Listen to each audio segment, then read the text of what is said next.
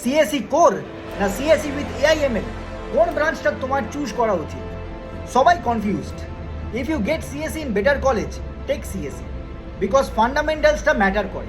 AI কিন্তু parallelly সাইডে কিন্তু শেখা যায়, but don't choose a branch just to sound trendy, কারণ এআইটা কিন্তু সাইডেও শেখা যাচ্ছে। আমরা বানিয়ে ফেলেছি জেই সেবা এআই। এই এআই টুলটা তোমাকে তোমার ডাব্লিউবিজেই কাউন্সেলিং প্রসেসে খুব হেল্প করবে।